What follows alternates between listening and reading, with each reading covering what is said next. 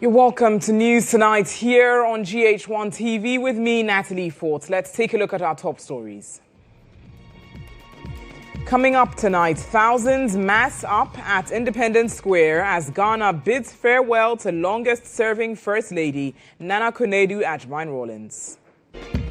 You always found time for your grandchildren, joy of watching you dance to music. Videos of your favorite artists brought warmth and laughter into our lives. Also coming up, we take you to Parliament, where Majority Leader Mahama Ayariga has slammed the minority for what he calls pretense, accusing them of taking no practical action in the fight against galamsey.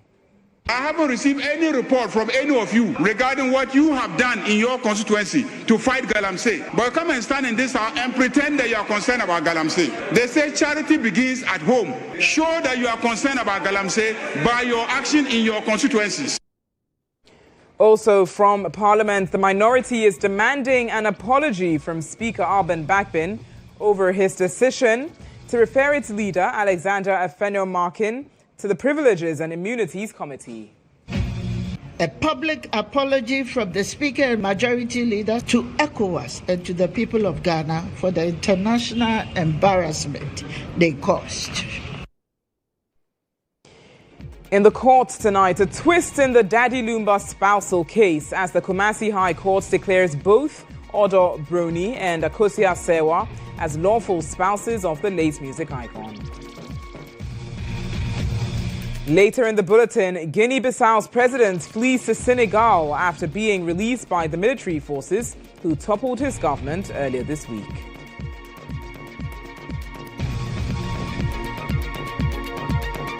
We bring you the details of these stories and much more news. Do stay with us.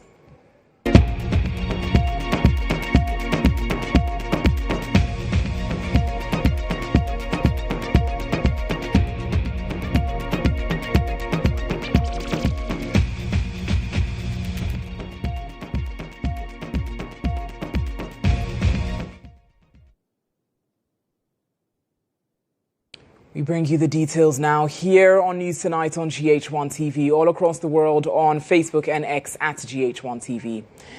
On this solemn moment earlier today at the Black Star Square, emotions run high as children and grandchildren of the late former First Lady pay tribute during her final farewell. Thousands of mourners, including state officials and dignitaries, gathered to bid goodbye to Nana Konadu Agyeman-Rawlings, who passed away on Thursday, October 23, 2025, at the Ridge Hospital after a brief illness. Tributes have poured in from her family, her alma mater, Achimota School, the National Democratic Congress, and the 31st December Women's Movement, all remembering her as a woman of conviction, courage, and enduring national impact. Nana Konadu Agyeman-Rawlings served as Ghana's First Lady from 1982 to 2001 and was widely celebrated for her tireless advocacy for women's rights and social development initiatives. Here's a brief biography of Ghana's longest-serving First Lady. She was born on 17th November 1948 in Cape Coast. She had her education at Ghana International School, Achimota School, University of Science and Technology, and the London College of Arts. In her roles in politics, she became the First Lady of Ghana for Flight Lieutenant J.J. Rawlings from 4th June 1979 to 24th September 1979, and continued on the 31st of December 1981 to January the 7th, 2001.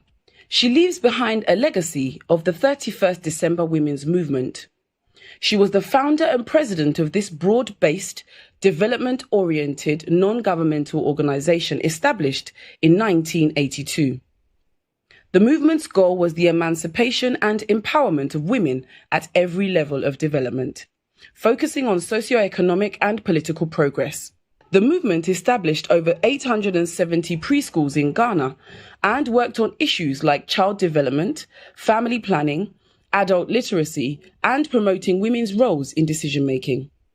Through her efforts, Ghana was the first nation to approve the United Nations Convention on the Right of the Child in 1991. She also played a crucial role in the adoption of an interstate succession law to protect women's inheritance rights. In her political career, she was elected as the first vice chairperson of the National Democratic Congress, that's the NDC, in 2009. In 2011, she unsuccessfully challenged President John Atta Mills for the NDC's presidential candidate position. In 2016, she became the first woman to run for president of Ghana in a general election with her party, National Democratic Party. She is survived by Dr. Zanato, Amina, Yasantua, and Konadu Agyeman-Rawlings. And let's now listen to the tributes from her children, read by Konadu Agyeman-Rawlings. No problem was too small for you to personally tackle, and no solution was ever out of your expertise. You refused the idea that a woman existed only to be dependent on their husbands. You carved out your own mission, and as president of the 31st December Women's Movement, you ignited a force that transformed the landscape of women's rights and education that still resonates today. You always found time for your grandchildren and understood each of them with remarkable insight. Your witty remarks, animated storytelling, and even your occasional blastings are dearly missed. Our chats and the joy of watching you dance to music, videos of your favorite artists, brought warmth and laughter into our lives. Mom, Queen of our hearts, your legacy lives on through the lessons you taught us, the love you shared, and the example you set. For us, your 4 children, we will avowedly seek to sink our feet into the footsteps of your gallant ways. Here is the tribute of the President, John Dramani Mahama, read by Special Aide to the President, Joyce Bawa-Mokhtari. She was a towering national figure whose influence, courage, and contributions to Ghana will continue to resonate for generations. Nana Konadu was far more than a former First Lady. She was a pioneering leader, an unwavering champion of women's empowerment, a trailblazer in our political landscape, and a deeply committed patriot. As we bid farewell to Nana Konadu, we celebrate a life richly lived, a life of leadership, advocacy, service, and unbroken purpose. A life that challenged our nation to think boldly and to invest in the potential of its people, especially its women and children. On behalf of my family, on behalf of the National Democratic Congress, and on behalf of a grateful nation, I honor her memory. May her beautiful soul rest in perfect peace, and may her legacy continue to guide us toward a more just, inclusive, and equitable Ghana. Fare thee well, Nana Konadu Agyeman-Rawlings. Ghana will remember. General Secretary of the governing NDC, Fifi Fiavi Kwete, on behalf of the party, has described the former First Lady as a woman who prioritized gender parity. Take a listen. Konadu Agyeman-Rawlings was a foundational pillar of both the PNDC and the NDC. She did not operate from the background. She was at the very center, organizing women, building structures, shaping strategy, strengthening grassroots, and helping give birth to a party that was not just political, but deeply connected to the people. The history of the NDC cannot be told without her name spoken boldly and with honor. She was not an observer of the struggle. She was an architect of its success. She was not a mere participant. She was a pillar, strong, unyielding, indispensable. Her election in 2009 as first vice chairperson of the NDC was a recognition of her stature as a founding mother of the party. On behalf of the National Democratic Congress, we say, thank you, Nana Konadu. Thank you for your service. Thank you for your courage. And Ghanaians have also been sharing some memories about the former First Lady with Star News. The 31st Mokola Daycare Center. She's the founder here. Not only here, but many other places. So it was a big blow to us. We don't know what to say. And we don't know what happened. But all we have to do is to take heart. Because God knows best. We should ignore things. We have to give Him praise. When we come to Mokola 31st, we miss and we have lost a mother. Because she has given us when you bring your child to the market and you can't take care of your child, you can send her to the daycare center. When you close like 5:36, then you go for your child or your daughter away. If any be, a wounded baby, any be, Sammy, where I know Ghana be Kajana Gokeba.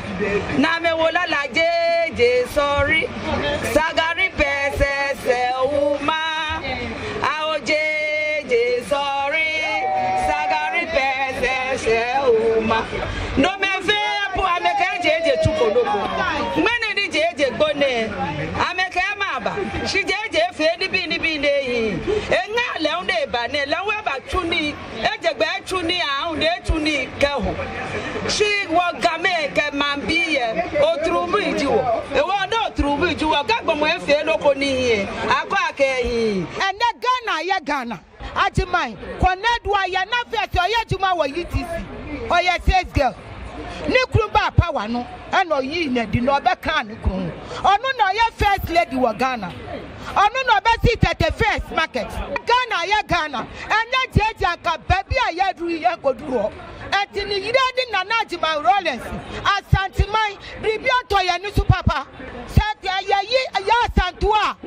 Konadu Agyeman-Rawlings, or Bako Kuadikunim. Yeah, pa, and right. In the afternoon, I did yet in my because Mamino why be a my time revolution time Rawlings Park and of your free ho and almost market way my yiti mensa na original nim sa time no and almost dry my ye wo dry mu and I am mammy Agyeman-Rawlings Obaha and Obebua ya no says a baby here so tia over to me a who baby amaye tie and die way wapam or the amaye beret ready dasu na ye di bua or my jumanu. Yes, see marketer ubona BBC ha ye dina hu ne ye dina Tramfoni or Bibia, who be one no corner no bano, me say, of Remy Crana made dodgy because now send me a D or see A or see B now or gada Emma or see Emma 31st women. Now a dry so dear Accra, dear Miss Chester, the whole Accra.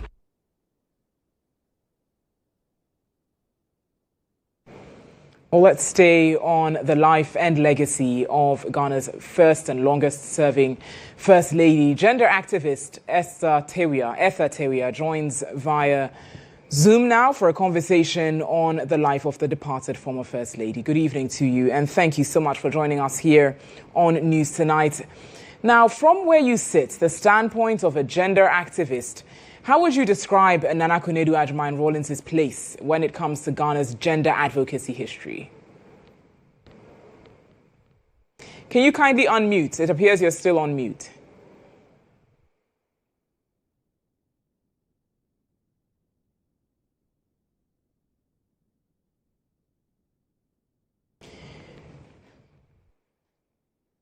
Okay, it still appears that you're on mute, so if you can kindly unmute first of all.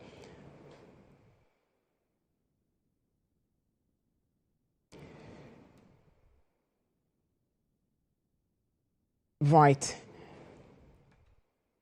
So it appears we are having a bit of trouble with Etha Tewie's Zoom there. We're going to be working it to reach her to further discuss the impact of the late First Lady when it comes to Ghana's gender and advocacy space, and really the work that ought to be done in the space moving forward, where we stand currently as a nation in the gender space, and what ought to be done.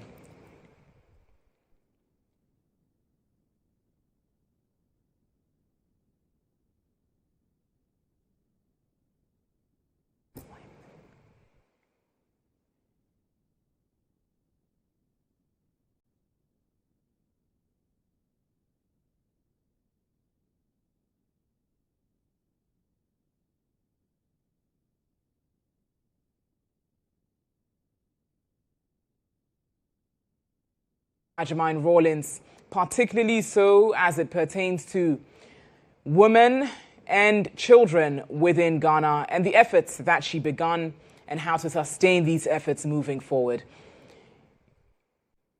You're still live here on News Tonight on GHOne TV. Well, let's return to the funeral, which was held earlier today at the Black Star Square, and some members and beneficiaries of the 31st December Women's Movement shared their thoughts and impact of her legacy. Take a listen. As we reflect her life, we see a legacy that is vast, enduring, and immeasurable. Her work lives on in every woman who gained economic and social independence through the movement. It lives on in every child who benefited from the DWM preschool, the parents who sent their children to the daycare so that they could concentrate on their work. It lives on in every community uplifted by her programs. It lives on in the laws she helped shape, the leaders she mentored, and the generations of women she inspired to believe in themselves. The opportunities she gave many women of developing their careers.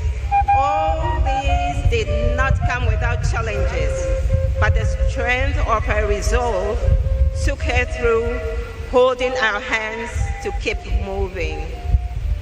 Today, though our hearts are heavy, we choose to celebrate her. God bless this nation with this woman of extraordinary purpose. We celebrate a visionary who paved pathways where none existed.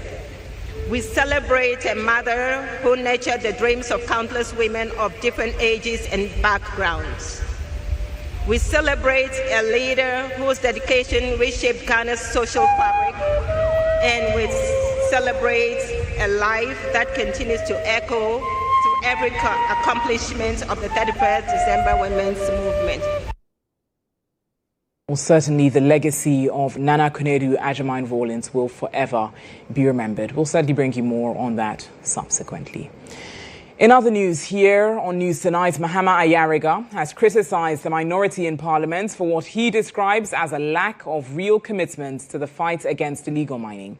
This follows a call by Minority Chief Whip Frank Anodompre asking the leader of government business to invite the Lands and Natural Resources Minister to brief the House on the state of the campaign against illegal mining. Addressing Parliament, Mahama Ayariga said the Minority Chief Whip failed to follow the proper procedure in making the request and accused his side of refusing to confront individuals in their constituencies who fuel the problem. Let's stop this drama. of pretending that we are concerned about Galamsey. Galamsey is happening in our various constituencies. What steps have you taken to deal with Galamsey in your own constituency? You are also a leader there. You are a member of parliament there. Each and every one of us, we are leaders and members of parliament, and we represent those constituencies, and we sit there and see the Galamsey happening. What have we done ourselves in our various constituencies before even asking the minister who is sitting in Accra to come and answer for Galamsey activities in our constituency right under our noses? Well, you talked about the Kumasi road, that if you drive on the Kumasi road from Accra to Kumasi, how many of you are MPs for the road from Accra to Kumasi? What have you done in your constituencies to deal with it? That you think that it is the Minister for Lands who must come and deal with the problem. You are sitting there, the people who are digging are your constituents, the police that are there are your police, the assembly is your assembly, and the Municipal and District Security Council is your Municipal and District Security Council. You are a member of the assembly. Have you reported, the chiefs are your chiefs, have you reported what you have tried to do in your constituencies as members of parliament to deal with Galamsey? I haven't received any report from any of you regarding what you have done in your constituency to fight Galamsey. But come and stand in this house and pretend that you are concerned about Galamsey. They say charity begins at home. Show that you are concerned about Galamsey by your action in your constituencies. Well, still in Parliament, the majority has revealed it has started campaigning in earnest to recapture the Pandai seat. The move follows an order from the High Court in Tamale for a rerun of the parliamentary elections in the constituency over irregularities. The minority caucus, through its leader, Alexander Afenyo-Markin, expressed concern over the delays by the court in releasing its full judgments for review and further action by the MP for Pandai, Matthew Nindam, despite an assurance to do so today. Addressing journalists, the majority chief whip Roxanne Nelson Dafiamekpo urged the minority caucus to focus its efforts on campaigning rather than making accusations, warning that they should not attribute blame if they eventually lose the seat in the rerun. We are here to set the record straight that they lost the matter and they are dazed. They don't know what to do. I will advise them. The battleground is in Pandai. That is the battleground. The battleground for rerun of this parliamentary elections is not in the foyer of Parliament, not a long press statement peddling or citing inaccurate facts to the public. The job is on the ground. They should leave their comfort zones. We, NDC, we are on the ground. We are working. We are working as we speak. NDC, we are working. We are in Pandai. We are campaigning.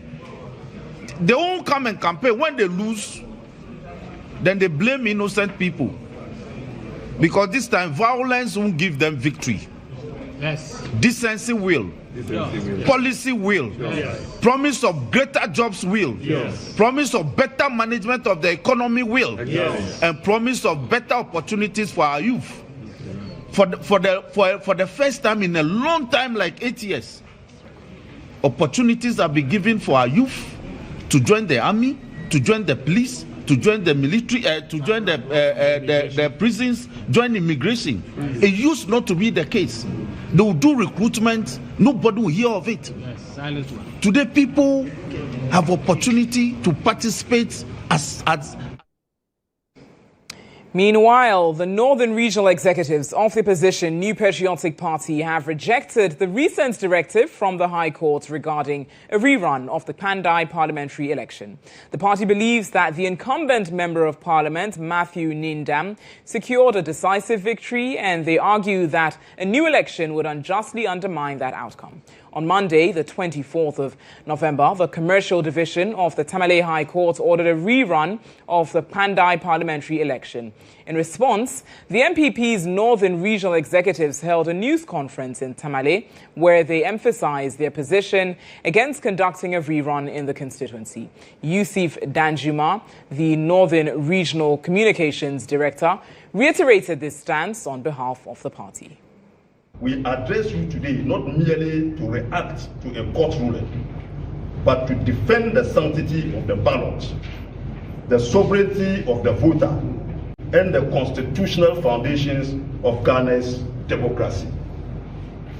We are compelled to speak today because on Monday, 24th November 2025, the High Court of Tamale, presided over by His Lordship Justice Emmanuel Bat Plangbrew, delivered a ruling that ordered a full rerun of the entire Bandai parliamentary election across 152 polling stations, even though the petition before the court challenged only 41 polling stations. We state clearly, without ambiguity, Honorable Matthew Nyindam remains the duly elected, sworn-in and sitting member of parliament for the Bandai constituency. This position has been publicly affirmed by the leadership of the party, the New Patriotic Party, confirmed by minority caucus in parliament, led by Honorable Afenyo Makin, most importantly upheld by the Right Honorable Speaker of Parliament,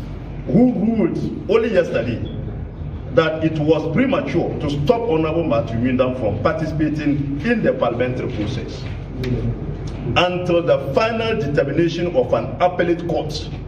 The sovereign mandate of the people of Bandai remains constitutionally in. The minority in Parliament is demanding a public apology from the Speaker of Parliament and the Majority Leader over referral of its leader Alexander Afenyo-Markin to the Privileges and Immunities Committee. According to the NPP MPs, this move is an intentional embarrassment. According to the caucus, claims by Majority Leader Mahama Ayariga that Afenyo-Markin attended an ECOWAS Parliament session despite a resolution of the House to remove his name from Ghana's delegation must be withdrawn without delay. Addressing media in Parliament, Deputy Minority Leader Patricia Appiagyei demanded another resolution be passed to immediately reinstate Afenyo-Markin onto Ghana's delegation to the ECOWAS Parliament. We in the minority, we are here. And we demand the following. 1, the immediate withdrawal of the Privileges Committee's petition. It is gross abuse of process and an affront to justice. A public apology from the Speaker and Majority Leader, to ECOWAS and to the people of Ghana for the international embarrassment they caused. 3, the passage of a resolution restoring Honorable Afenyo-Markin's name to Ghana's ECOWAS delegation and affirming Ghana's commitment to the rule of law under Article 75 of the Constitution. 4, an end to the coordinated persecution of the minority leader by the Attorney General's Office, NDC operatives, and party foot soldiers. And finally, 5th, the prosecution of Chief Sofo Azoka for his public threat of violence against the minority. Away from Parliament, let's head to the health sector as the sector ministry is moving to integrate artificial intelligence into Ghana's health system as part of efforts to confront long-standing challenges such as the widespread no-bed syndrome at the media launch of the 2025 Future of Digital Countries Summit in Accra. Director of Research, Statistics and Information Management at the Ministry of Health, Dr. Wisdom Ati-Woto, said the sector's digital journey, which began almost 20 years ago, is now shifting toward more advanced AI-driven tools. He noted that the changing patterns of healthcare delivery demand smarter systems to ease pressure on facilities and improve quality of care. The Ministry of Health has revealed its stance on artificial intelligence, saying leveraging the technology can make emergency response more efficient through real-time bed monitoring, better coordination, and improved resource management across major hospitals. He added that the ministry is rolling out AI applications in 7 areas, including mental health, supply chain oversight, clinical audits, and monitoring patient adherence. GHOne's platform provides us with one location where all healthcare access data is located. So what it means is that it becomes easy for us to deploy any AI model on that platform. The plan is to get all public hospitals on board. So once that is completed, or even during that process, we can still deploy AI tools to manage the no-bed syndrome for us. Once the data is there, we can deploy predictive models that can determine what the load will be at specific times. And for weekends, for weekdays, for nighttime, so that we can adjust staff scheduling and resource availability to manage the increased load that will come at such times. At the same event, Chief Executive Officer of the Ghana Digital Centers, GHOne, assured his outfit is prepared to secure Ghana's cyberspace. As a key player in Ghana's digitalization agenda, we understand that strong cybersecurity is not just about technology. It is about building trust in our digital economy and protecting the digital rights of all Ghanaians. We are ready, we are capable, and we are committed to making sure Ghana's digital future is secure, inclusive, and prosperous for everyone. In his remarks, Executive Director of the African Center for Digital Transformation, Kwesi Etiahene, acknowledged time to take over the digital destiny. We are doing this within one of the most youngest, most vibrant, most mobile-first population in the world. A 19-year-old in Accra, Cairo, Nairobi, Dakar is more likely to engage through a mobile device than through a legacy technology. This reality presents an immense opportunity, but also exposes us under risk.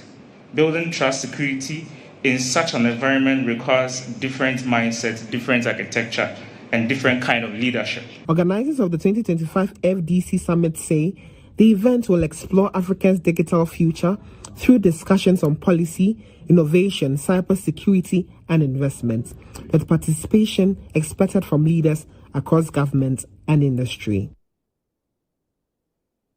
It's still live here on News Tonight on GH1 TV. We bring you more news shortly. Do stay with us.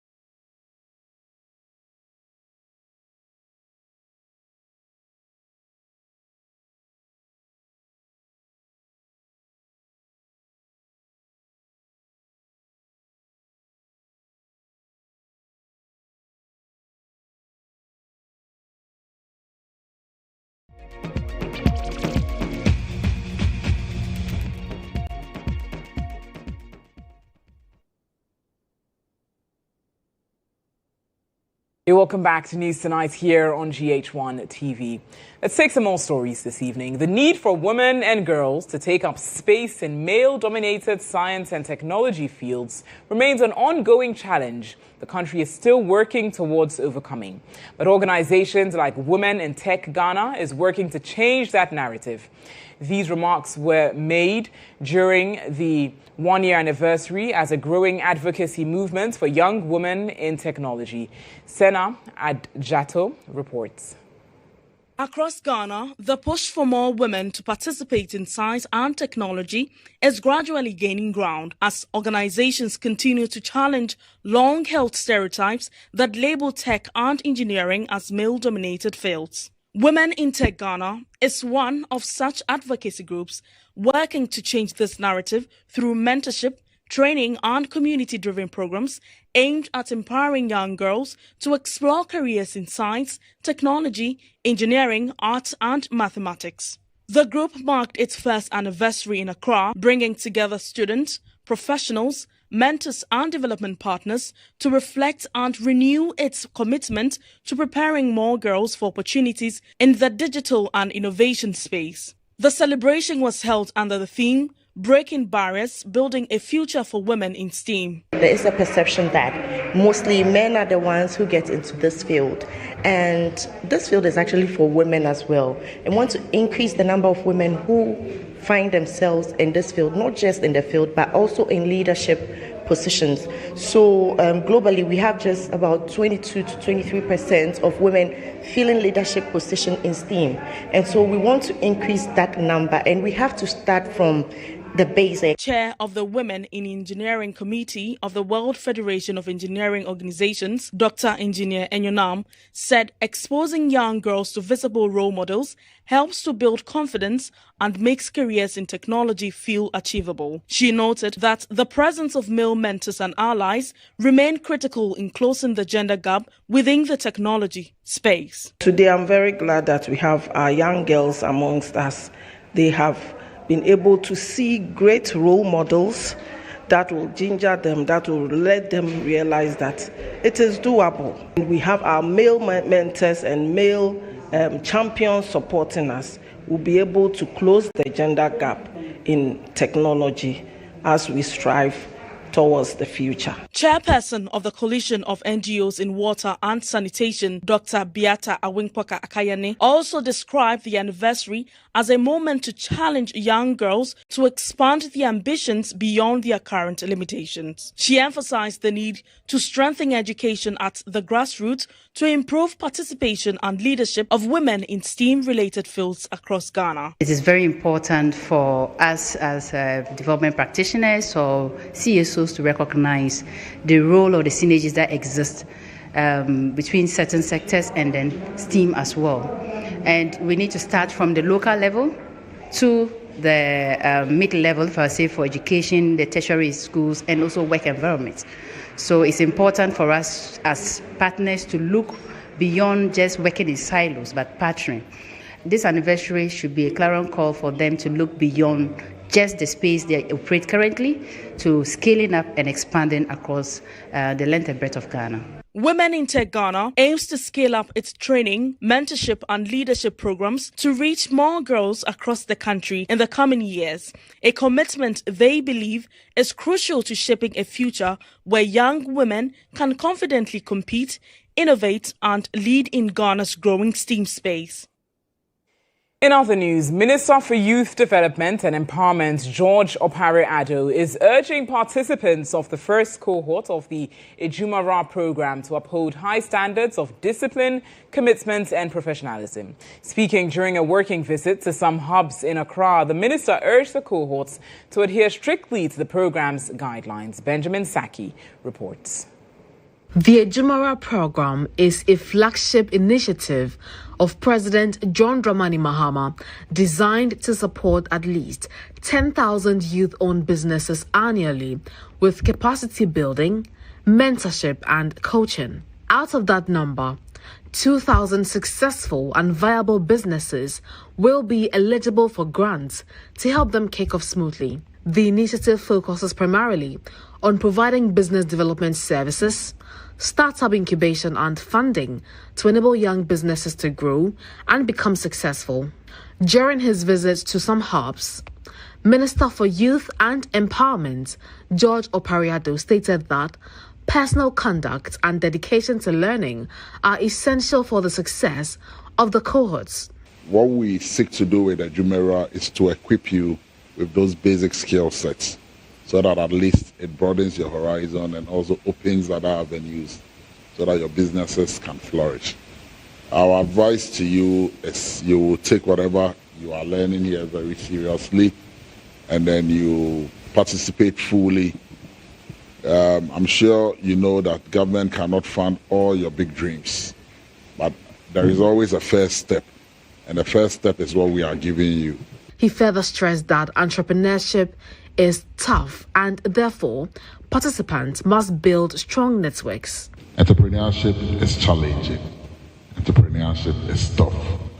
It is not going to be a stroll in the park. And so if anybody tells you that once you leave here, you are done, he or she will be deceiving you.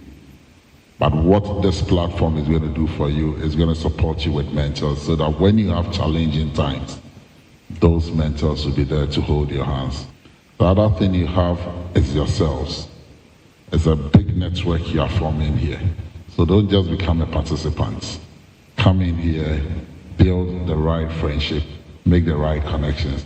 It is those connections that you will leverage on. The Jumeirah program is not just an initiative, but represents Ghana's national vision for entrepreneurship and job creation.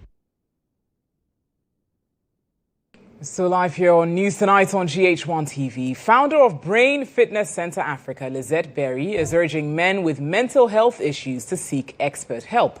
She notes that societal stereotypes often silence men struggling with these challenges. Berry spoke at the Real Men, Real Emotions event organized by Brain Fitness Center Africa in Accra. Mental health awareness is gaining traction, and it's about time to tackle the canker. The number of men struggling often are hidden.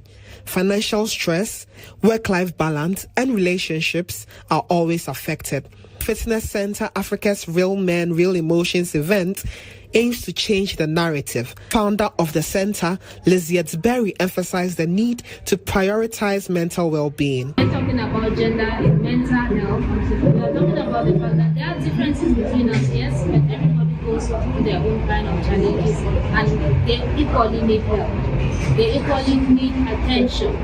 And I'll point this out, we have to become very clear when we're having mental health and mental illness conversations, so that people are not stigmatized. Mental health is just health. It's like saying that keep fit. Your body needs to be fit. Your brain also needs to be fit. So mental health concerns all of us. It's everybody's conversation. Experts and individuals at the event shared powerful messages and advice for men and children struggling with mental health issues. They emphasized the importance of seeking help and speaking out, highlighting that mental health is just as important as physical health. Issues that anybody is facing, a student and elderly person, there must be a way to talk to someone, seek help. Talk to your friend, talk to your parents, talk to your mother, your father, your brother. You must be able to have someone to discuss whatever is disturbing you, so that you can get help. Even exercising has a good ability to reduce stress. Finding something to commit yourself to, engaging in activities that take your time, take your energy, is a good way to shift focus from the stress that one is under. And lastly, having that whole positive mindset has a great capacity of changing the way we endure our stress situations and come out of it being better. But most importantly, if it is the sort of thing that you think you are constantly depressed, seek help. We have specialists who walk you through these things to come to the light at the end of the time. The event brought together a diverse panel of experts and individuals with personal experience to offer a platform for open discussion and honest sharing. We bring you business news next on News Tonight. Do stay with us. The Business Brief is brought to you by CompuGhana, passion for technology.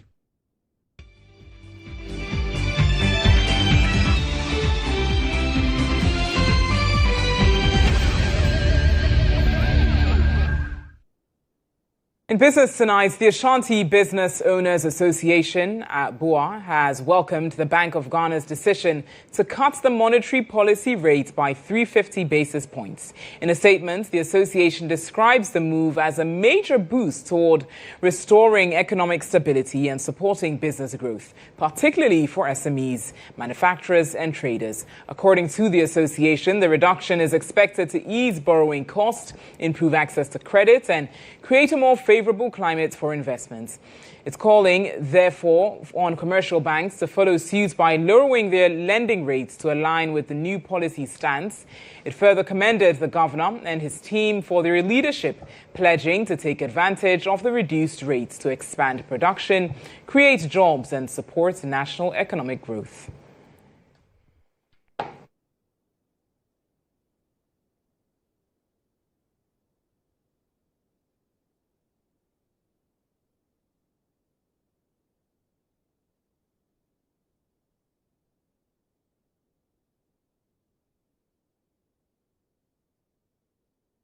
And some more business news. The Ghana Cocoa Board is setting a bold new target to revive the country's cocoa sector. Cocoa Board Chairman Dr. Samuel Ofosu-Ampofo says Ghana is aiming to produce 650,000 metric tons of cocoa in the 2025 crop year. He made this known during a working visit to the Western North region, where he engaged traditional leaders, farmers and key stakeholders. Ghana is taking a decisive step to restore growth in its cocoa industry. On a day working tour of the Western North region, Cocoa Board's board chairman, Dr. Samuel Ofosu-Ampofo, announced that the board is targeting 650,000 metric tons of cocoa production in the 2025 crop year. Addressing the people of the Sefioso Traditional Council, Dr. Ampofo expressed deep concern over Ghana's dwindling cocoa output, revealing that the national production has dipped to 450,000 metric tons. But he insists that the new target is realistic with the collective efforts of farmers, chiefs, and state institutions. To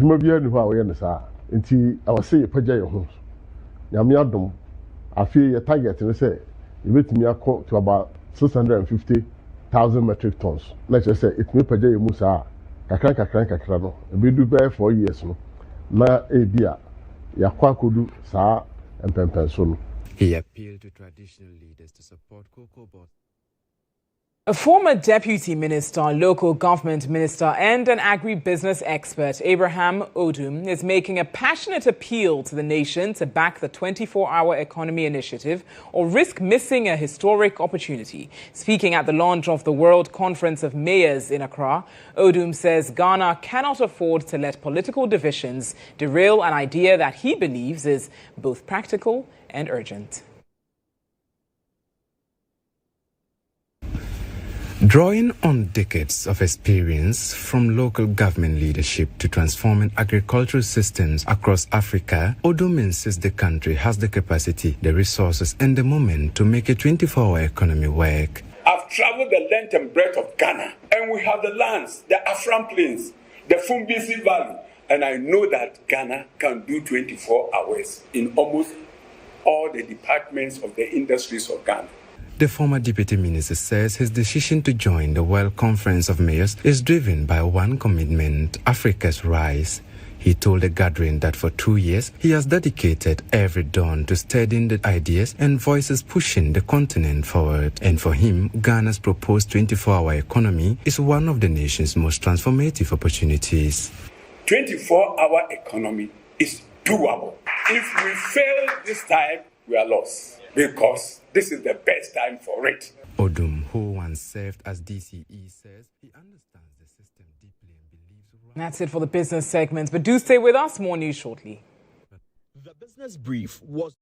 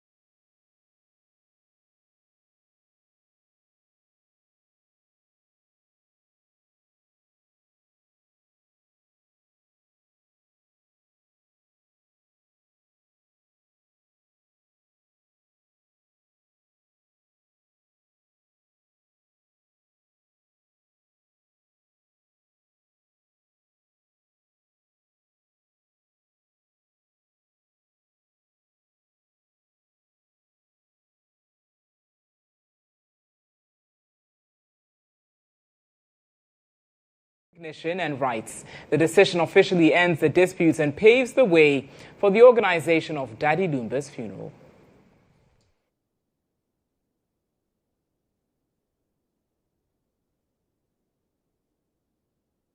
On that note, we wrap up News Tonight here on GHOne TV. Many thanks to you for making the time. You can find more news on our website, starfm.com.gh. I'm Natalie Fort. Have a good evening and a restful weekend.